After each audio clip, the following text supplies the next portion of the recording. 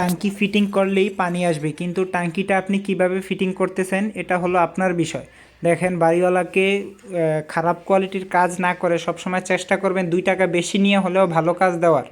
যেমন আমরা এখানে টাঙ্কি ফিটিং করতেছি, দেখেন কিভাবে টাঙ্কি ফিটিং করি। অবশ্যই যে একটা জায়গাটা পরিষ্কার করে প্রথমে মশলা দিয়ে, আপনারা চাইলে এই পদ্ধতিটা ব্যবহার করতে পারেন।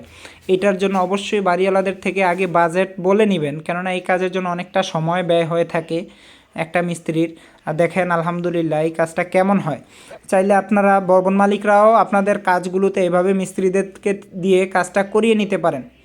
আর এই কাজটা করলে আপনার বিল্ডিংয়ের মূল ছাদে কোনো এফেক্ট আসবে না, বা মূল ছাদে কোনো দিন নষ্ট হবে না, বা ড্যাম ধরার চান্স অনেক কম থাকবে। যেমন এখানে মশলা দিয়ে আমরা প্ল্যাটফর্মটা তৈরি করতেছি। আর এভাবে করবেন, অবশ্যই আপনাদের কাজগুলো টেকসই হবে। আর মিস্ত্রিদেরকে বলবো এই কাজের জন্য অবশ্যই আগেই কাজের কথা বলে নেবেন। আর অবশ্যই আপনারাও বলবেন আমাদের এই কাজটা কেমন হয়েছে। দেখেন ঘুরে ঘুরে দেখাচ্ছি, আলহামদুলিল্লাহ কাজ এখন পুরো কমপ্লিট। এখন আমরা সিমেন্টের নেট ফিনিশিং দিয়ে দিচ্ছি। ভবন মালিকদের কাছেও যদি ভালো লাগে অবশ্যই ভিডিওটা শেয়ার করে সবাইকে দেখার সুযোগ করে দিবেন। আর আমাদের কাজটা কেমন হয়েছে কমেন্ট করবেন।